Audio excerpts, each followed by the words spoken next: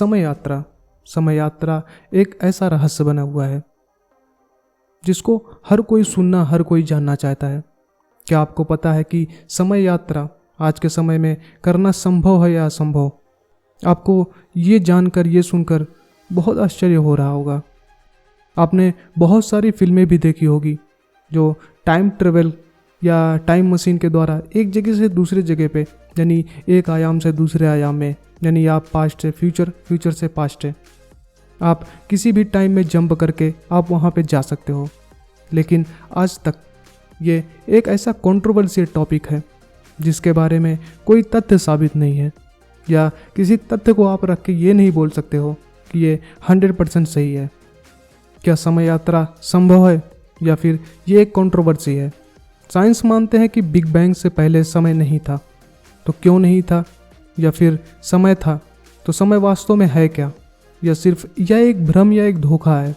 तो हमें समय यात्रा का रहस्य जानने से पहले ये जानना होगा कि वास्तव में समय है क्या, क्योंकि भविष्य में यात्रा करना खुद के लिए टाइम को स्टॉप करने जैसा है। तो चलिए जानते हैं कि समय है क्या, जिससे साफ हो जाएगा कि वाकई में समय यात्रा करना संभव है या नहीं। हम समय का पता मूवमेंट के आधार पर लगाते हैं, मतलब कोई वस्तु कितना मूव कर रही है उसके आधार पर हमें समय का पता चलता है। जब कोई वस्तु एक जगह से दूसरे जगह पे मूव करती है तब हमें पता चलता है कि कितना समय लगा हुआ है उसको मूव करने में। वो वस्तु पृथ्वी, सूरज या फिर घड़ी की सुई हो सकती है, या फिर बैटरी से चलने वाले डिजिटल क्लॉक भी हो सकती है जिसमें उसके बैटरी के इलेक्ट्रॉन मूव करते हैं। यदि आप एक मैथ के स्टूडेंट हैं और फिजिक्स केमिस्ट्री को अच्छे से पढ़े हैं तो आप भली भांति समझ रहे होंगे कि मैं क्या बोल रहा हूँ या फिर क्या कहना चाह रहा हूँ। तो इस तरह से हम मूवमेंट के आधार पर समय का अनुमान लगाते हैं और हमें अपने हिसाब से मूवमेंट को एक नाम भी दिया है कि घड़ी की सुई यदि एक जगह से दूसरे जगह जाएगी तो 1 घंटे हो जाएंगे, या सूरज निकलने के डूबने तक का जाएगा तो 1 दिन हो जाएगा, और पृथ्वी सूरज का एक चक्कर लगा लेती है तो 1 साल हो जाएगा। तो इस तरह से हमने घड़ी की सुई से लेके अंतरिक्ष में हो रही मूवमेंट को हमने एक समय का नाम दे दिया है। तो इस तरह से समय यानी टाइम असल में चीज़ों को मूवमेंट है जिसे हम स्पेस टाइम कहते हैं। पूरे ब्रह्मांड में हर चीज़ अपनी जगह से मूव हो रही है, फिर भले वो 1 साल में या 1 सेंटीमीटर के करोड़वें हिस्से जितनी ही मूवमेंट क्यों ना हो, लेकिन वो वस्तु मूव हो रही होगी। और जब कोई चीज़ मूव होती है तो वो चीज़ें घिसती है, और जब वो घिसती है तो एक समय के बाद घिस के वो नष्ट हो जाती है। उदाहरण के लिए ले लो तो अगर आप चप्पल पहने हुए और चल रहे हैं तो चलते चलते वो नष्ट हो जाएगी। वो चलने यानी मूवमेंट के कारण एक समय के बाद घिस के ख़त्म हो जाती है। वैसे ही हम इंसान जिंदा होते हैं और हमारे शरीर के सेल्स और मॉलिक्यूल्स मूव होते हैं और वो घिसते रहते हैं, और एक दिन इतनी ज़्यादा घिस जाते हैं कि हम बूढ़े हो जाते हैं और समय के बाद हमारा वजूद ख़त्म हो जाता है। अगर हम चप्पल को पहने ही हैं और अपने शरीर को किसी तरह फ्रीज कर सकें तो हम लंबे समय तक टिक सकते हैं, लेकिन ज़्यादा समय तक नहीं, क्योंकि पड़े पड़े तो उसकी अंदरूनी एंड मूवमेंट जो भी मॉलिक्यूल्स वगैरह हैं वो सब मूव होने से, या यूं कह लो कि समय के बीतने के साथ उनका नाश तो होगा ही। तो आप यहाँ तक तो समझ ही गए होंगे कि ब्रह्मांड में हर चीज़ मूव करती है, रिलेट टू ईच अदर, एक दूसरे के सापेक्ष, और हर वस्तु के लिए मूवमेंट की अपनी एक ही अलग ही परिभाषा है। समय की डिफिनीशन की दुनिया के अलग अलग जीवों के लिए अलग अलग हो सकती है।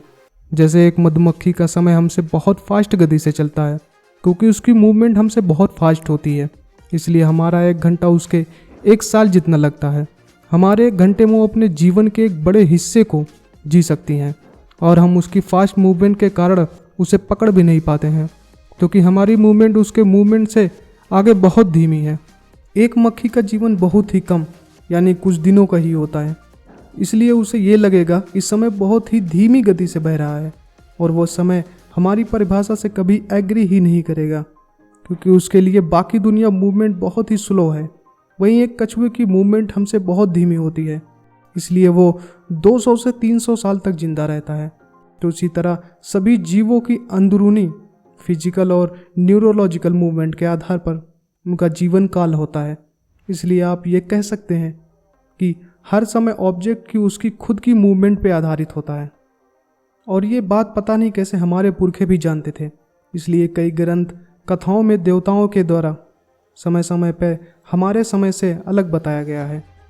वो ब्रह्मा जी एक दिन हमारे 4 युगों के बराबर हुआ करता था, और ये मैथोलॉजिकली हर एक संप्रदाय में हो सकता है। लेकिन सच बात यह है कि समय के इस इल्यूजन को विज्ञान भी साबित कर चुका है। जब हम भूतकाल या इतिहास के बारे में सोचते हैं, तब आपने सोचा कि हम क्या सोचते हैं? तब वास्तव में समय के बारे में नहीं बल्कि बदलाव के बारे में सोचते हैं।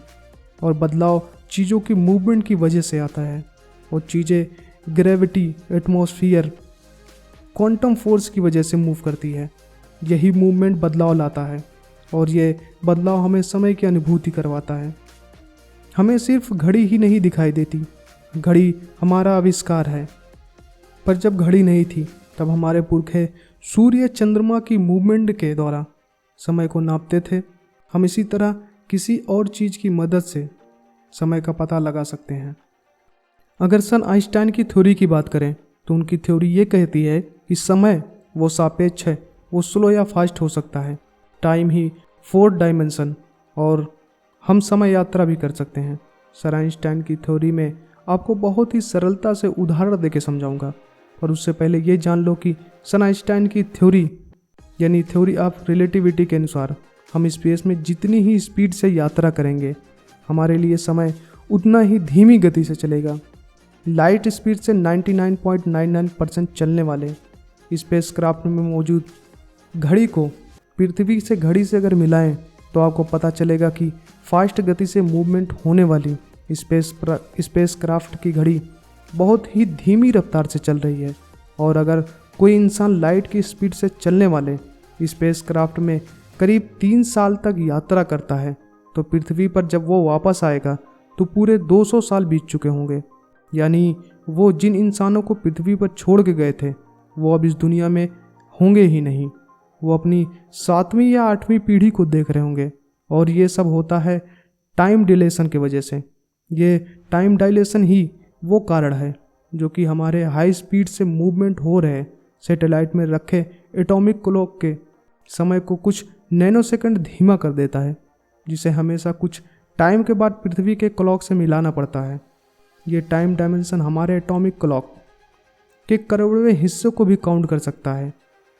माना कि उसमें कुछ नैनो सेकंड का फ़र्क हो सकता है, लेकिन इससे हमें ये पता चलता है कि भविष्य में टाइम डायलेशन की मदद से समय यात्रा कर सकते हैं। तो इन सब चीज़ों से ये पता चलता है कि हमारे लिए भविष्य में समय यात्रा करना बिल्कुल संभव है। पर इस समय हम समय यात्रा नहीं कर सकते हैं, क्योंकि हमारे पास ऐसी कोई भी टेक्नोलॉजी नहीं है जिसे हम लाइट की स्पीड से तेज़ चल सकें और आने वाले समय में समय यात्रा कर सकें। पर जिस हिसाब से हम टेक्नोलॉजी के फील्ड में आगे बढ़ रहे हैं, उससे यह अनुमान लगाया जा सकता है कि आने वाले कुछ वक्त में हम जल्दी ही समय यात्रा करने में सक्षम हो पाएंगे। तो आप लोगों के लिए एक सवाल, अगर हम किसी क्राफ्ट में बैठ के लाइट की स्पीड के बराबर अगर हम तेज़ी से चलते हैं, तो पृथ्वी के एक छोर से दूसरे छोर में हमें जाने में कितना समय यानी कितना सेकंड, कितना मिनट या कितना घंटा लगेगा? तो आप लोग इसको कमेंट बॉक्स में कमेंट करके ज़रूर बताइए।